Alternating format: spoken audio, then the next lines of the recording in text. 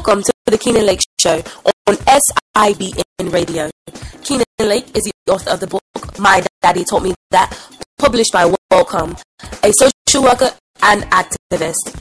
You can like the show's fan page at www.facebook.com/The Keenan Lake Show on SIBN Radio.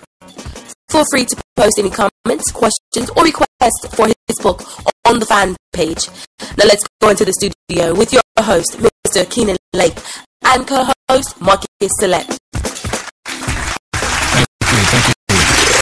Thank you for joining us for the Keenan Lake Show, live and on demand, right here on SIBN Radio. And we have Keenan in the house. Keenan, how are you doing? Coach Marcus Select, what's going on? I'm doing well, I'm doing well as well. A little rain on the way, but we've had some sunshine, a little bit of break from winter. Even though spring is supposed to be here, winter's still hanging on. So today we're talking about the state of the black church and its youth. What made you come up with this topic? Well, Coach, I don't know what it's like, in Atlanta, but here, we are in the Bible Belt, and there's a lot of churches here. We have a lot of churches here. Probably, actually, it may be a safe to say, or even an argument, that there's more churches than the population when you talk about African American. But one thing, Coach, and looking back on this for several years, it seems like the church has changed in relation to the youth, and even the fact that the church could possibly be dying out, Coach. So I know that you are huge in the church. I know that you do a lot in the church and for the church, and there's something that I just wanted to discuss and kind of get out there, Coach, about why this is, why this may be, kind of have a good dialogue about it. Because actually, Coach, to be quite honest, I'm probably part of the problem and not the solution when it comes to this. Now, when I say that, let me just say this too. My home church is Mount Zion Missionary Baptist Church here in Nashville, North Carolina, and this is the church that I was born and raised in. But I can, for the last several years, I haven't been going to church nearly as much as I need to go. For a number of reasons, partly because of, my father passed, it was kind of hard for me to get back in there with him being a deacon and all and stuff like that. But then, Coach, I just found over the last couple of years, I'm starting to see my church kind of dying. And what I mean by that is that, I have a wonderful pastor. I think everybody thinks they might have the best pastor on earth, but Pastor Grant is a wonderful, wonderful pastor. He does a lot for, the community, and as far as representing the church and does a lot of stuff statewide as well. But, it's an older church. The church that I deal with go to is an older church. And it has that older dynamic, the older feel. So I've started noticing over the last probably 2 years now that I think that the church is not my church, the church that I grew up in, my home church, might not be a good fit for me. But then also, Coach, visiting churches, going to different churches in the Asheville area, you start to see that there's no youth. And, we talked about this before, and not on the show, but, me and a couple of my friends talked about how, when parents don't go to church, and we know now parents, are, around my age, let's just say mid-30s, early 30s, even late 20s, when they don't attend church, the youth don't attend church, Coach. So, I'm going to give you an opportunity, Coach, to kind of fill in and talk about this and see what your thoughts are on this topic. Well, I mean, you're right on target, because this particular entity or organism of people or body of people or believers, however you want to phrase it, plays a very significant role, as you have also stated in my dad taught me that philosophy, because our fathers taught us to put God first, fellowship with the believers of like mind, and to, by all means, I don't want to say struggle, but it is a struggle, but work to mature as a Christian or in your spiritual walk with God. And, the black church has been known for many, many things in the past. There's some articles out there that talks about the 50-year look on the black church. But suffice it is to say that the African-American community in and of itself is changing. I mean, we could argue that African-Americans are on a decline in general. When you look at the population of African American males, when you look at where we are as far as in society, as far as, recidivism regarding dropout rates, lack of college completion, and things of this nature, it could be argued that as the family has suffered, so has the local church. But it's always good to go back and look at the history, of the black church. I mean, the civil rights movement, black power, black consciousness movement, the scholars that have evolved from the black local church, the Africa and the diaspora, issues like immigration, globalization, gun control, all of these things were argued in the church. I was reading a book one time, and it talked about how even welfare initially, I don't know if it started in the black church, but it started in the church, where anyone in need, they didn't turn to the local government, but they turned to the local church, and it was a much more tight-knit community. But that being said, I think, to your credit, going back to the book, and I know we hate to tie everything back to that, but if you don't have fathers in the home, and the home is unstable, then the community is at risk, and one of the pillars of the community is the church and the local public educational system. And both systems are at risk. Go ahead, Coach. I'm sorry. Yeah, no. You said both systems are at risk. Exactly, because, when a man doesn't step up, Keenan, and I mean, we all have our temptations, as the pastor has preached at our church, to walk away from the cross of responsibility, the cross of accountability, the cross of temptation, whether or not you should get up if you fall, and whether or not you should fall in, and who will know it, and all this other kind of thing. But as goes the men that's supposed to lead their families, so goes the community, and in that community we have two particular pillars that you and I are always focused on, and that's the educational system. And we haven't talked a lot about it, but the church is the second pillar in that community for African Americans. So, Coach, let me ask you this. So now I think, I agree with you 110% on everything you just said. But for those who argue, this is what can also be said. When it comes to the church, people say the church has never been headed by, the man, with the exception of the pastor. If you look at who runs the churches, who's working in the churches, you look at who does everything in the church, with the exception of maybe the deacons, or maybe who take up the collections and stuff like that. The churches, from what I've understood and what I've known, has always been ran by the women. It's been more women in the church, and also even, Coach, and I think, you and I were fortunate to have fathers who, took us to church and made us go to church and all that kind of stuff.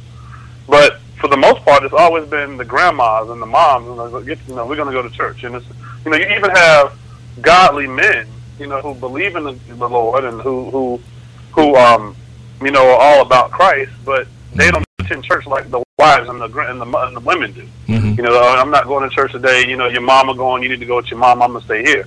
Mm-hmm. So with that, Coach, that's one thing.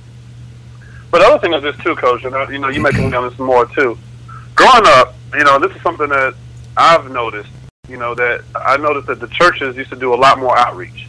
Mm-hmm. Churches were more involved. They were more, they were more focused on getting outside of the walls and getting into the streets. And it seems like that philosophy has kind of gone away. Now, you could argue that because, like I just mentioned my church, I love my church. I think I have a wonderful church, but it's getting older. Mm-hmm. And so I think the people who are there, like, look, I'm old, and I'm not going to be getting out in these streets and doing this and doing that. It's not conducive for me to get out here and do that. I'm too old to get out here and do that, and I'm not going to do that.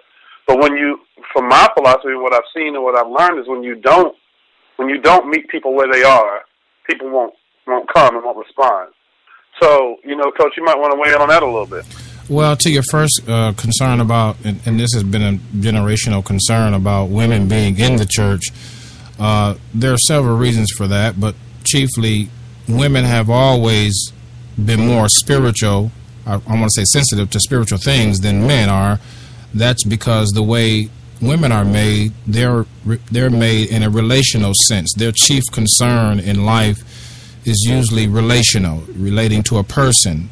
This is not a bad thing or a good thing. This is just, one of the facts of relating to women. And one of the chief ways that men relate to in life is through achievements. I mean, if you go back to Genesis, God gave Adam a garden first before he gave Adam Eve.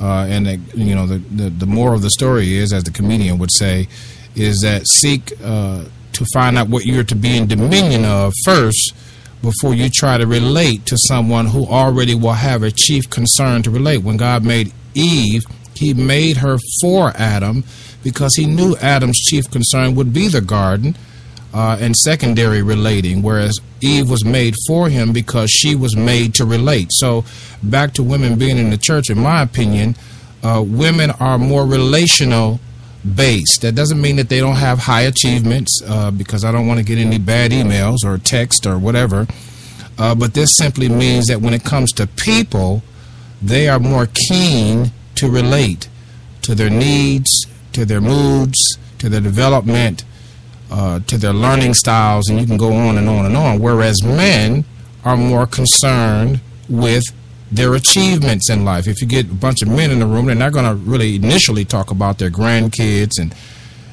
the folks on their job. They're going to talk about maybe some college experience or a car that they just bought or a barber that they had to change from or something of that nature initially. Doesn't mean that they cannot have a concern about relating as well. So that being said, historically, we've seen African American women relate more in church, only for that, in my view, that simple fact, one of the facts anyway. And the other fact is, when you look at history, African American men were sold and families were disintegrated and degraded and fragmented before coming to America. But if you look at African history, you won't find such a history. And this is the problem with African history in the Americas or in America. We are always talking about King and the pre-civil rights movement, the underground slave movement, and these are all good historical perspectives. But if we really wanted to get a sense of who we were before slavery, we would have to go back to African history, and we don't hear that much. Now, in college, I took an African history set of courses and did quite well in them because I was very interested in how we evolved and how we carried on in our communities. And Ken, I can testify to you that we were not as we're painted in the Americas. We were not. We were responsible. We were accountable.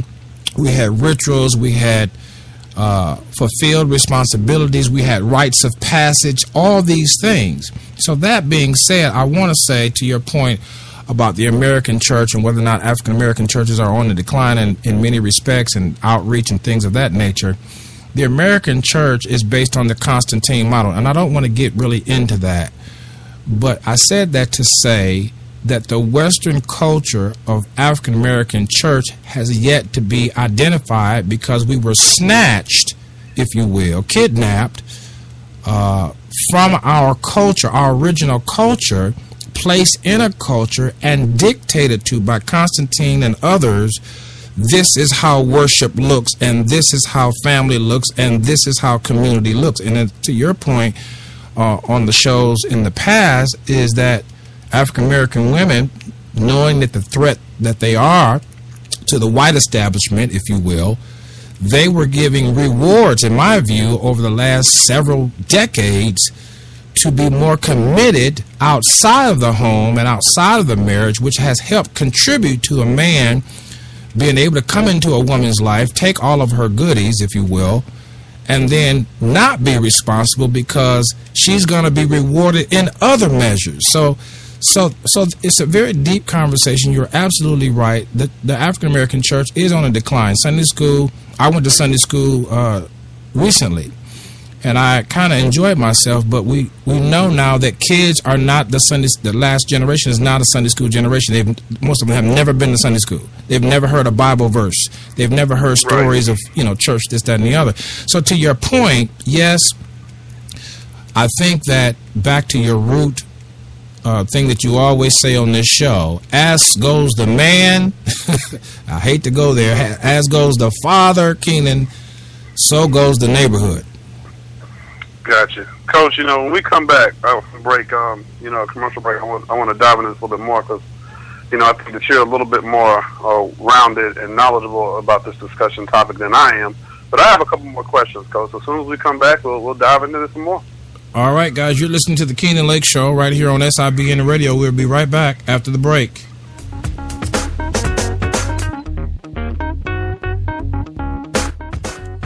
We trust that you are enjoying the show. Stay right there. We'll be right back after these messages.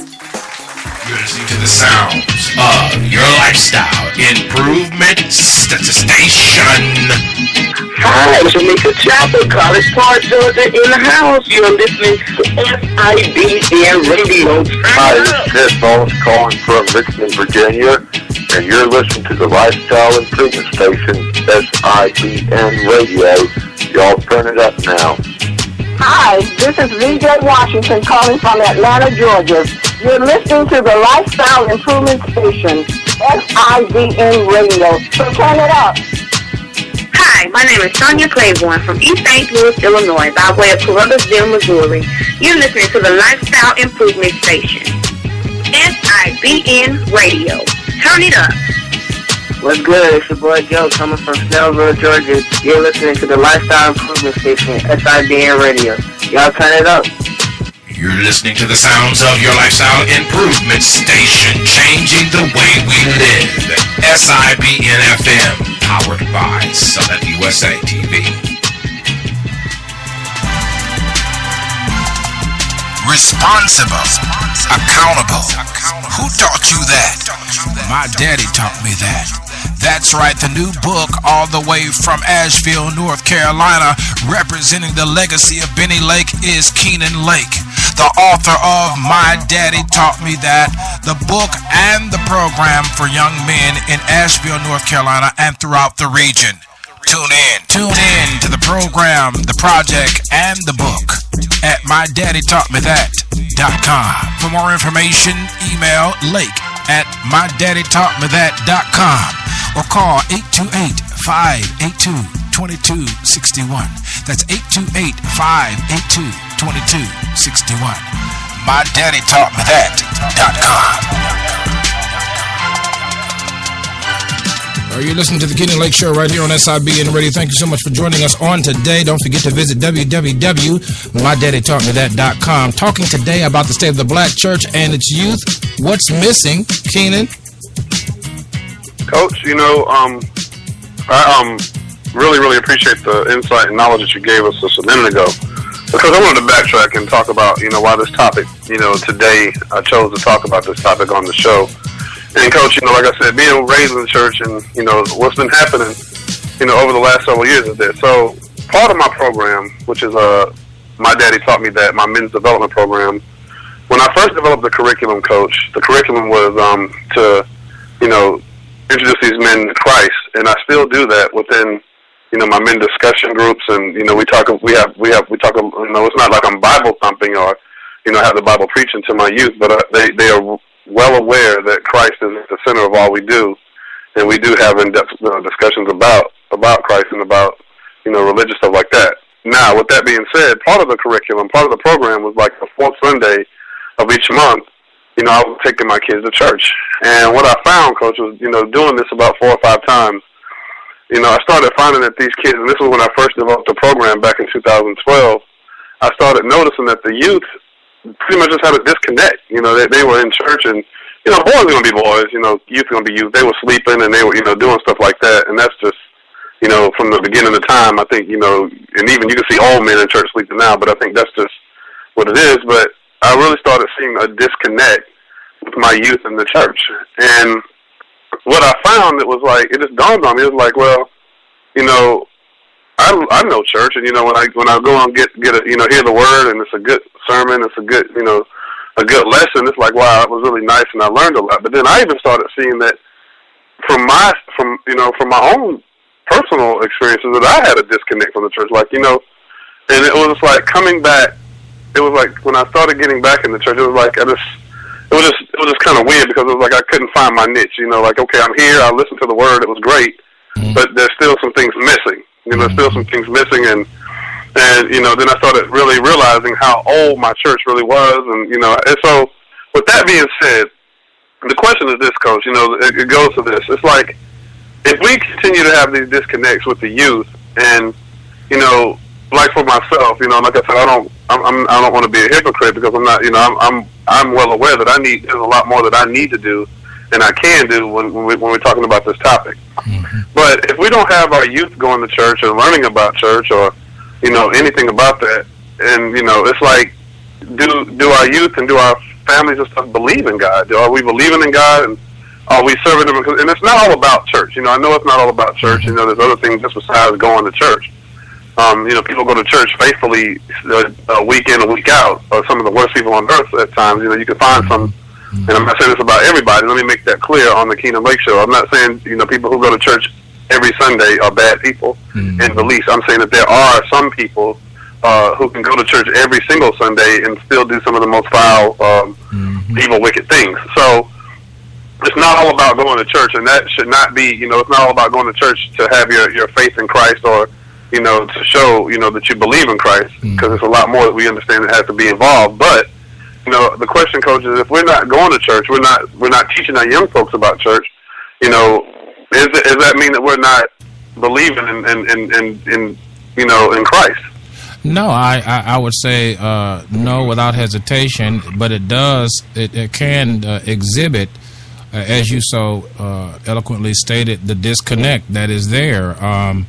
We are in a crisis, and you always say that about the show. We're in a state of emergency here, and you know, unfortunately, the fallout. You know, in every intentional war, there's an unintentional consequence. In every intentional war, there's an unintentional consequence, and I think one of the unintentional consequences, perhaps, is the fact that we are suffering because of our lack of spiritual depth, you know, and as you're saying, is part of where we can get that historically had been the local black church. But up to, you know, the past, I want to say 25 years or so, church has been, attendance have been on decline. Hence, mega churches seem to have had sparked I want to say a nerve within the black church, because it seems somewhat spectacular, you know. But then even with that, many African-American families are finding themselves, both single homes and married homes, are finding themselves very discouraged because of the lack of intimacy or the lack of close-knit fellowship or the lack of understanding and the broad strokes of, you know, theological perceptions on prosperity and so forth and so on. So getting back to the boys in the program, and my daddy taught me that, I think what's significant, and maybe the question that hasn't been asked, is how do we get our kids who are not attending church, whose parents don't attend church, who's disconnected when they attend our particular church perhaps, how do we get them to have some spiritual depth and maturity if they're not learning about God and the possibilities of spiritual principle? And that's a very tough question. I don't want to pretend today or any other day to have the answer to that. But what I will say is this: what you're teaching and what you are facilitating in your program, Keenan, is a African perspective on life. It is not an African American perspective. Let me tell you what I mean. When we look at African history, we know boys do not escape manhood, but they are inaugurated into manhood by way of rites of passage. In other words, there are several tasks that have to be completed in order to enter into the portals of being a man. And so what you're experiencing now, Keenan, you may be in the thicket of introducing a lifelong set of principles that we in Africa practice in an American culture that says do what you feel, do what you want to do it when you want to do it, and don't expect any consequences as a result. You know what I mean? So you're kind of caught in the thicket. But what your program reminds me of, if you want the right to pass from boyhood to manhood, stop by MyDaddyTaughtMeThat.com, the program, the book, you know, and so much more. Why? Because I know, me speaking like I'm you, I know that you're going to need some principle-centered perspectives before you enter into this audacious place called manhood. And I don't want you to become discouraged and falter and hurt somebody and hurt yourself. I want you to be empowered. I want you to be strengthened to know how to be a man. So, that being said, isn't this not a form of spirituality? See, the reason why spirituality is kind of warped is because many black churches cater to women. Let's just call it spade a spade. They cater to women not because the women are serving, but they cater to women because they also know women will give more. They also know that women are in high attendance more. And sometimes over the history of the black church, this has gotten out of hand. You've heard the old stories where the man says, well, I don't want you going down there to that church, giving that money, giving our money to that pastor. You know, at least he was there saying something. Now he's not there at all, you know, on a wide scale. So I think that what you have to do is you have to flip the script. My Daddy Taught Me That is not just really a program. It's a philosophy. That philosophy says this, that there is no way that you can have a balanced life at any time. And this goes for folks who were raised by their mothers. There is no way you can have a balanced life at any time unless you understand at some level, not all levels, but at some level, and embrace the fatherhood perspective. And Keenan, you are swimming upstream trying to get people to understand how important fatherhood is, how significant the father's role is, how passionate a father must be about fighting for his kids and for his home, not just his kids, but also his love, the love of his life or his wife, what have you. And these principles are all now foreign on a mass scale. They're foreign to the pleasure-driven principles that the culture is now preaching. So, Keenan, welcome to the to the trenches, as you've been in the trenches for a while now.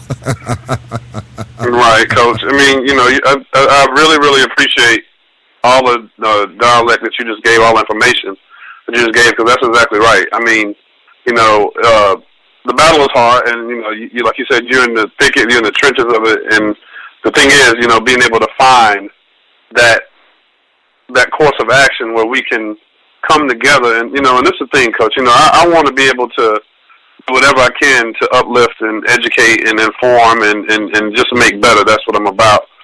But I think you hit the nail right on the head. I got one more question, Coach, before we start to wrap this up. And this is kind of a tough one, Coach, and I'm gonna put you on the spot a little bit. But actually, I think you mentioned something about the Constantine way that we do things, and actually up until you mentioned it, I didn't really understand what that was, but I know exactly now what you were talking about.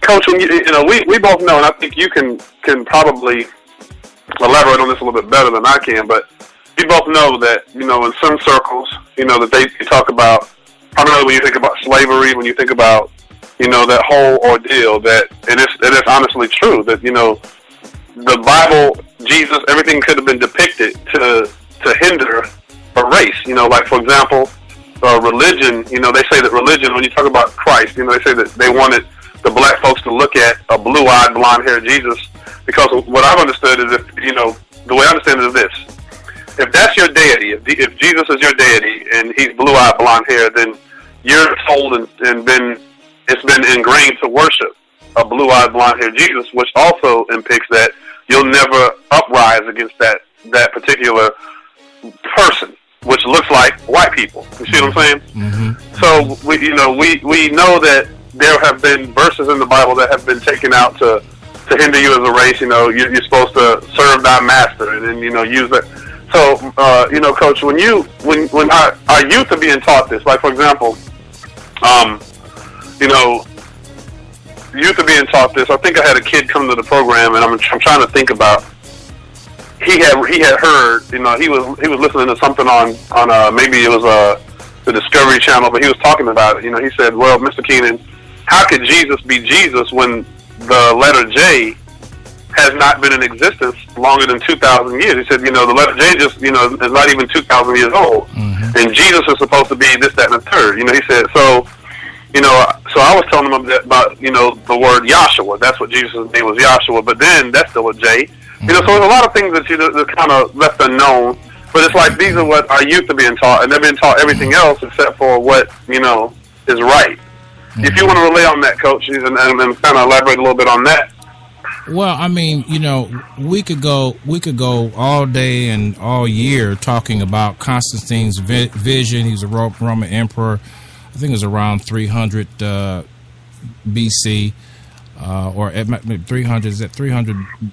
Maybe 300 AD. He's actually the one who started Christianity, right? Well, yeah, I mean, it's not started Christianity, but framed the Western, in my view now, the Western perception of what it should look like. And so let's just go back for a minute, because before that we had Judaism versus, secularism and so forth and so on. So, and one more thing, because before you get started, didn't he also come from the era with like the Templars and the Templar during that era when they were from, like, I guess from the Pope and all that kind of stuff, but he came from that era too, with the Templar Knights and all that kind of stuff. Yes, wasn't that what Constantine? Okay, but this is what I want to paint this picture for you right here, and I want it to be clear: spirituality, spiritual depth, the right to choose what God you believe in and what God you will serve is still your choice and your right. That's number one. Number two, in America, we have chosen a different God. And I'm talking about the whole of America now. I'm not talking about any one group of people, even African Americans. In America, we have chosen money as being our God. Money rules the world from the American standpoint. We know this because we look at income disparities. We look at, as we were talking about on another show, the voting suppression laws and on and on and on. The Supreme Court just gave another ruling about campaign contributions and on. You can just look at history and trace money. Everything's about money. Even the poor folks have gotten on the bandwagon, as you said in one show. And one kid says, "Well, I'm not poor, because he had a plethora of things, the latest things, the latest Xbox, the latest tennis shoes." So money and materialism has become the gods of the Western society. Everyone that emulates America doesn't want that to be the case. But I have heard testimonies from other groups that have said, "Man, since my kids have been over here, they are caught up in the American culture of wanting materialistic things more than honoring their culture." So I said that because I don't want to get into too much of what Constantine's about, because it's a long conversation, but I will say this. Yes, there are a lot of questions, but we always have the choice to choose what God we serve and so forth and so on. But here's the problem with the African American community. We are teaching about Jesus, Jesus. We are teaching about the Bible, Bible, but we are not teaching about our culture. In few circles, Keenan, in few circles can you hear, back to your program, about the rights for boys to pass from boys to men. You have to earn that. And in the African culture, from whence we come from, no idea was valid unless the village input was stated. And any idea that was put on the table, as it were, was weighed heavily by all involved. And all were involved. And so we could debate and talk about Constantine, but it is suffice to say this, that you can bet your last dollar that this American system that we are now standing in, though it is a free system in the sense that you can still choose, it is tainted to the African American community to whitewash who we are. We were kings. We were queens. Listen, for the average listener out there, I want to just say this. They didn't invade Africa for nothing. Africa had the richness of everything, Kenan. And as you are teaching your boys the central principle of what it means to pass from boyhood to manhood, I hate to keep going back to that statement, you are giving them the African way. This is who we were. We were kings. We were priests. We were queens. We were not bums. We were not hoodlums. We were not dropouts. So exactly. we could debate all of the different technicals of and tenets, if you will, of religion. But suffice it is to say that what we're missing most in churches today, both young and old churches, established churches and new churches, is someone who engages the youth and reminds them of the blood that was shed and have been shed for decades now, to give them a reestablished identity. And I mean, you're doing it in a general sense, but then there are times when you feel like when you take them to the mountains, when you take them camping, to steal them away from their hood, to steal them away from their materials, to steal them away from technology, to steer them away from who they know, and to try to find some solace, some moment of silence, maybe looking at the trees in the sky and working by doing a fire by hand and so forth and so on, that will help perhaps open a doorway into their minds to ask questions that will help them aggregate toward manhood. And so this is the hope that we have, that while the black church in America is at risk for losing members because it is not, as you said very eloquently, relative or relevant anymore, there are still people out there like Kenan Lake, Marcus Saleh, and pastors and so forth and so on, who are not just teaching about Jesus, but they are teaching their people, respectively. If it's Indians, you'll find they're doing it on their reservation. Hispanics, they're doing it in their Catholic, settings, and so forth and so on. Indians are doing it in their Hindu settings. You see, Jews are doing it in their. So that's what African Americans are missing. We're missing a perspective, Kenan, on who we are, not whose we are. We know we baby's kids.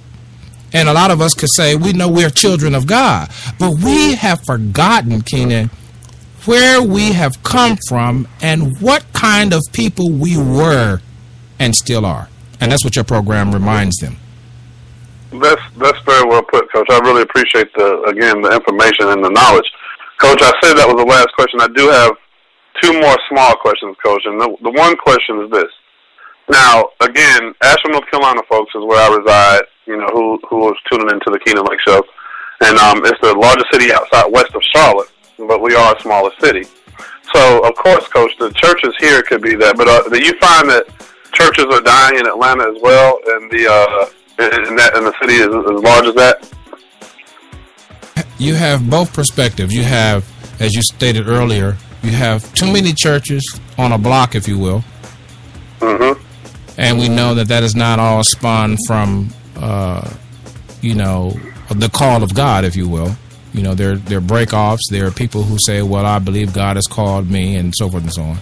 People that make Christianity, pastoral Christianity, a career, and nothing wrong with it. But, there's many churches in some areas, and then there's destitute. So, yes, and the answer to the question is yes, you have both extremes. And particularly in our neighborhoods. Watch this now. This is the sad part right here. In our neighborhoods, you got more storefronts. You got more startups. And I'll go back to my point because I want the listener not to be lost on this, but take away something from this show.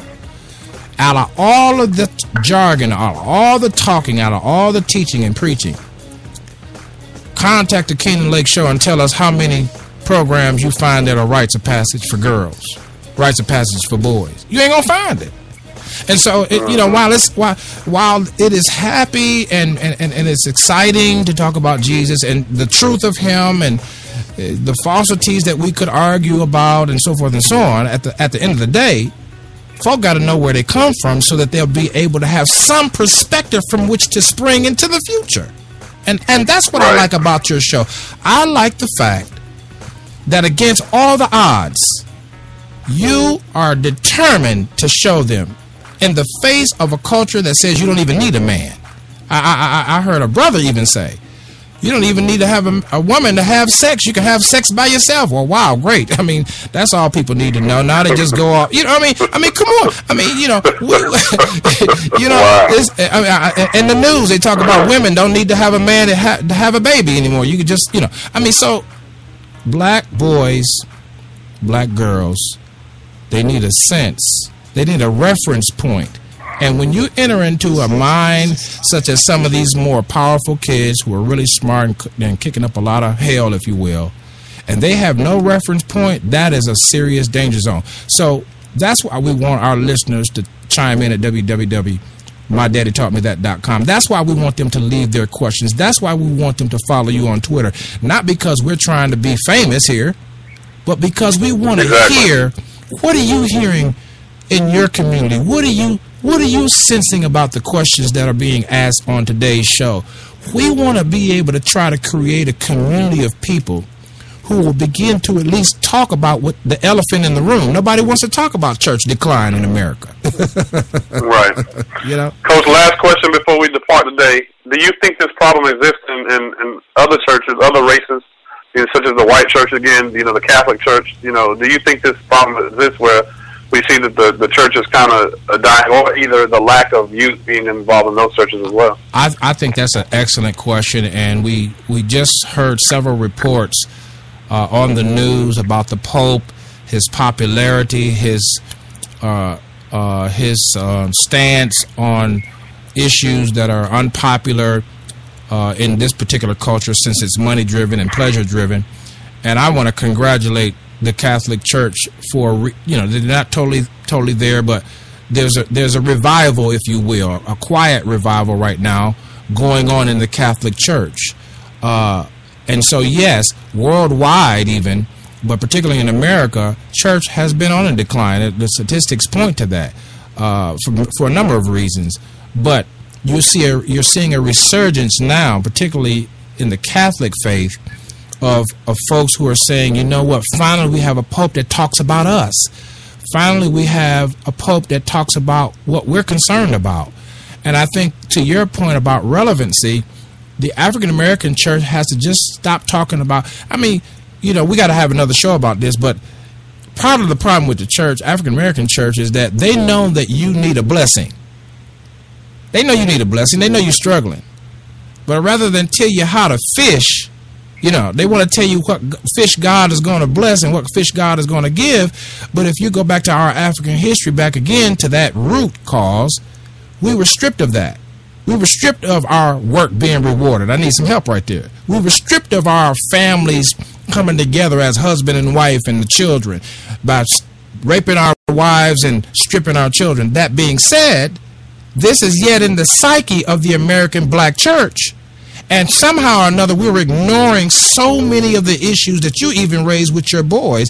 You have the courage to face your boys and answer their tough questions. And I think it comes back to that. You and young ladies and young men who are out there running nonprofits, you guys are the new church, in my opinion. Let me go out on a limb and say this. You guys are in the new outreaches.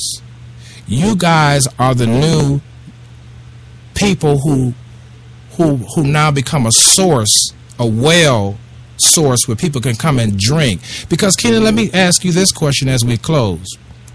Would you rather me tell you about it or show you about it? I'd rather you show me about it, Coach, and that way I can see what you do and I can learn. There you go. And so that's the answer to your question in a nutshell. As for this situation, for this show, for this season, for this time in 2014, is that your kids are looking up to you. You're making as much noise as you can. The squeaky wheel gets the oil, right?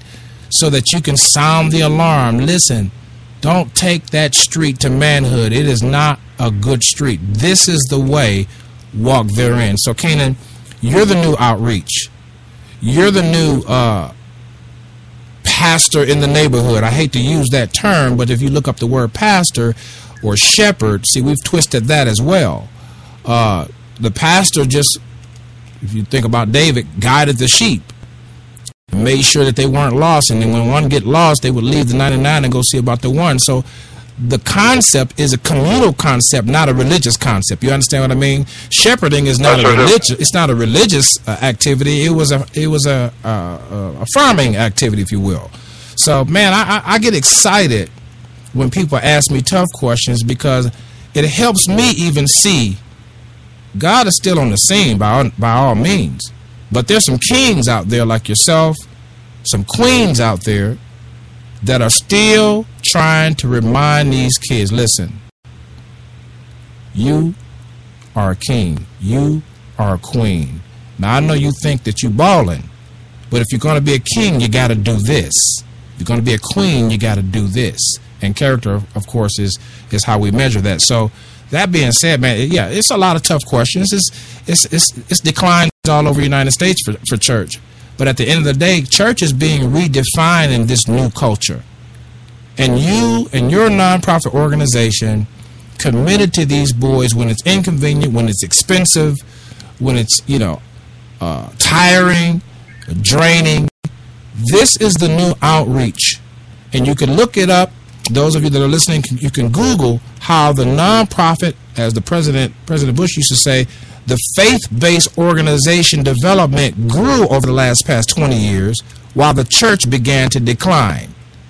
You see, so, hey, we can always talk more about it later, but it's been a fun discussion.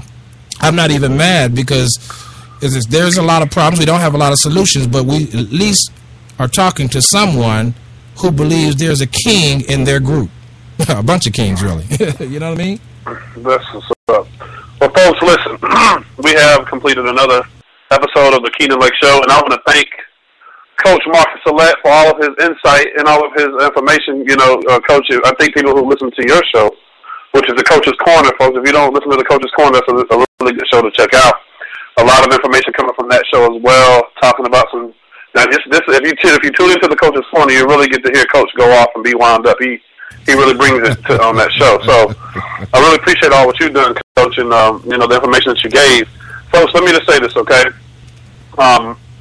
Nothing that I do, nothing that I've ever done, is from me. Everything that I do, all the strength, everything that I do is a gift from God, and I'm blessed to have Him in my life. So in no way, shape, or form am I ever trying to say that I'm a pastor or am I this, am I that. I really appreciate all the kind words that Coach said, but I know without him, there's nothing that I'm capable of doing. So the thing about it, though, is I want to be better myself. I don't want to be up. The Keenan Lake Show is not a show where I just talk about solutions. The Keenan Lake Show is a show that not only do I talk about solutions and good insight, to answer tough questions, to give information, but it's also a show that I want folks to understand that I'm growing and learning as well. So, I'm not perfect, and I will never be. So, with that being said, we really appreciate you joining us.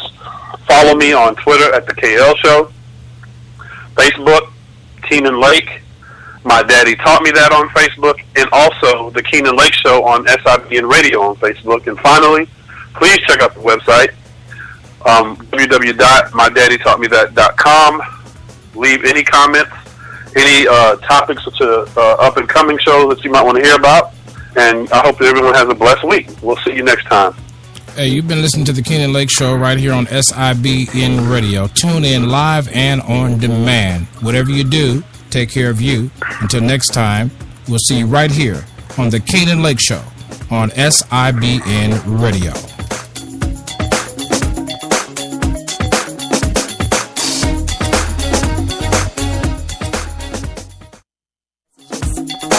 Thank you for joining us today for the Keenan Lake Show.